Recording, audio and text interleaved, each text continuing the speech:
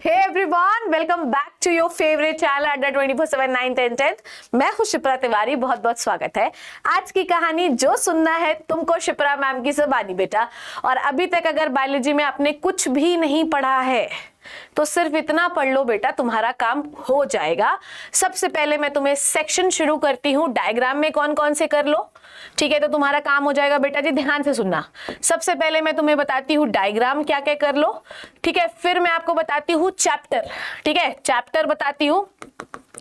Chapter 1 मान लो, 5 आ रहे हैं ना, तो 3, 4 और 5, ये मैं बताती हूँ आपको 5 चैप्टर, ठीक है। क्या क्या करना है वो मैं बता देती हूँ, ठीक है। देखो, सबसे पहले डायग्राम में तुम कर लो। सबसे पहला जो लाइफ प्रोसेस में बात करते हैं, लाइफ प्रोसेस में बेटा एक तो भैया कर लो अमीबा का डायग्राम, अमीबा का। फिर कर लो एक स्टोमेटा ओपनिंग एंड क्लोजिंग का, ये वाला। एक कर लो बेटा हार्ट का, ठीक है, और एक कर लो हार्ट का and that is it, and एक रेस्पिरेटरी सिस्टम का।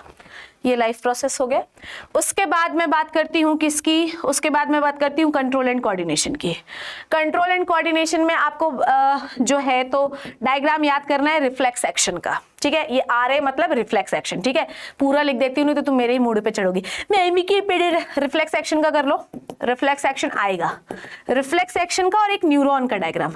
ब्रेन के आने की पॉसिबिलिटी कम है और अगर आएगा भी तो ऑप्शनल होगा, ठीक है। उसके बाद डायग्राम में अगर मैं बात करूं किस और डायग्राम की बात करनी है मुझे, तो नेक्स्ट चैप्टर जो आता है रिप्रोडक्शन। रिप्रोडक्शन में क्या करना है बच्चों ये बता देती हूं मैं। यहाँ पे जगह थोड़ी कम लग रही है मुझे, पर ठीक है, मैं रिप्रोडक्शन को यहाँ पे लिख देती हूँ। रिप्रोडक्शन में डायग्राम किसका किसका करना है, रिप्रोडक्शन। रिप्रोडक्शन में बेटा सबसे पहले तो तुम ए सेक्सुअल रिप्रोडक्शन का तो कर ही लेना पूरा। ए सेक्सुअल में मोस्ट इंपॉर्टेंट कौन सा है, राइजोपस वाला। बाइनरी फिजन भी इंपॉर्टेंट है, ठीक है। उसके बाद मैं बात करती हूँ फीमेल रिप्रोडक्टिव सिस्टम।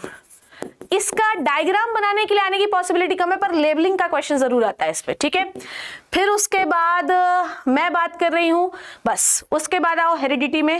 हेरिडिटी में तो बेटा कुछ भी नहीं करना है, monohybrid and die hybrid, बस monohybrid die dihybrid कर लो बेटा, 2 चीजें, ठीक है। और उसके बाद आता आर एनवायरमेंट। आर एनवायरमेंट में फूड चेन, फूड चेन का डायग्राम आपको आना चाहिए, बस इतने से काम करना है, बस और कुछ नहीं करना है। फिर आओ चैप्टर में, आप इतना कर लो, इतने में तुम्हारे नंबर बायोलॉजी में ये मान लो कि क्वेश्चन गलत नहीं होगा, ठीक है। अब देखो चैप्टर में तुम्हें कैसे कैसे कार्यक्रम करना है, इन सारे चैप्टर के पता तुम क्या कर लो, एनसीईआरटी सॉल्यूशन। इन सारे चैप्टर के तुम कर लो एनसीईआरटी सॉल्यूशन, ठीक है। और कर लो तुम लो बेटा जी पीवाईक्यू। कितने साल के पीवाईक्यू कर लोगे, 4 से 5 साल के, इतने में काम बन जाएगा। और इन सब चीजों में देखो मैंने कहीं कोई क्वेश्चन नहीं, कुछ नहीं, टॉपिक नहीं, तुम सिर्फ लगा लो सेशन मेरे, ठीक है। ओनली लगा लो सेशन बाय शिप्रा मैम, एक भी क्वेश्चन तुम्हें गलत नहीं होगा, ठीक है, क्वेश्चन गलत नहीं होगा। अब इतना मैंने तुम्हें बता दिया, इतना कर लो, ठीक है। एनसीईआरटी सॉल्यूशन देख लो और एक बार पूरी एनसीईआरटी थॉरो रीडिंग कर लो। एनसीईआरटी रीडिंग बस, नो कुछ नहीं लिखना पढ़ना, बस एक बार 5 चैप्टर को रीड कर लो, ठीक है। मैंने तुम्हें बताया है कि छोटे छोटे कीवर्ड्स बनाना सीख लो, कीवर्ड्स में को कॉपी में लिख लो, बस और कुछ नहीं करना है। और एनसीईआरटी सॉल्यूशन एक बार जरूर देख लेना, इंपॉर्टेंट सेशन में लेके आऊंगी कैसे कंबाइंड एनसीईआरटी सॉल्यूशन हम करेंगे। उसके बाद पीवाईक्यू सिर्फ 4 से 5 साल के, बाकी जो मैं सेशन करवा रही हूँ सिर्फ इतना तुम्हें अपने घर पे करना है। एनसीईआरटी रीडिंग तुम बैठे बैठे थॉरली कहीं घूमते फिरते भी कर सकते हो, तुम्हारी इच्छा है। बस याद रखना कि इतने बार अभी तक आपने कर ली होगी कि साइड में कीवर्ड जरूर लिख लिए होंगे, तो कीवर्ड को अपने दिमाग में याद रखना। ये डायग्राम है, बस इतना ही आपको करना है। अब आप कोई जो है रिफ्रेशर बुक उठा रहे हैं, उसमें कोई एक्स्ट्रा फालतू के क्वेश्चंस पढ़ रहे हैं, ये भी क्वेश्चन, हेरिडिटी के न्यूमेरिकल, ये न्यूमेरिकल, ये न्यूमेरिकल, कुछ भी जरूरत नहीं है आपको बच्चों, जरूरत ही नहीं है। तो जब जरूरत ही नहीं है तो उनके पीछे माथा फोड़ने का कोई मतलब नहीं है। तो आप फालतू के क्वेश्चन से बचिए, ज्यादा डेटा से बचिए, फालतू की किताबों से बचिए। अभी stick to only with your one book, that is the NCERT. सिर्फ एनसीईआरटी में रखिए। एनसीईआरटी की बुक्स के चैप्टर को बैठे बैठे जितने बार पढ़ सकते हैं वो आपकी इच्छा, पर पढ़ जरूर लीजिएगा क्योंकि उन्हीं में से क्वेश्चन बनेंगे।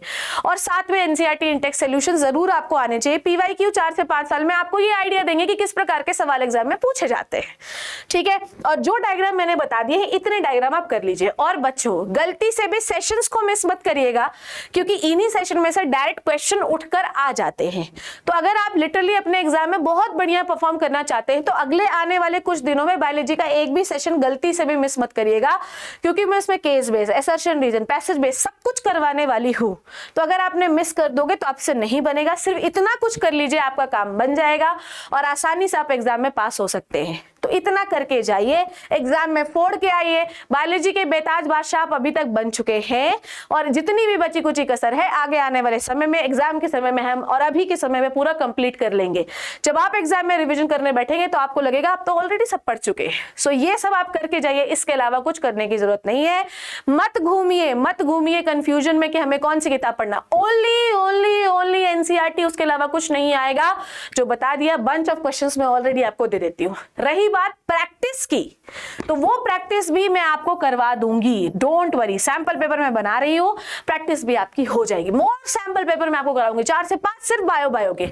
और क्या चाहिए बेटा, ठीक है। यूट्यूब में इतना कोई नहीं कर रहा है सिर्फ बायोलॉजी के 5 चैप्टर को पढ़ाने के लिए, मैं कर रही हूँ। मैं तुम्हें बेताज बादशाह बायो में बनाऊंगी। साइंस में तुम्हारा एक भी क्वेश्चन बायो में गलत नहीं होगा, गारंटी है मेरी, ठीक है। सिर्फ इतना करके जाओ, फोड़ के आओ। ऑल द बेस्ट, इंतजार करो आगे आने वाले सेशंस का। I hope you learn and enjoyed the video. Thank you very much, take care and bye bye.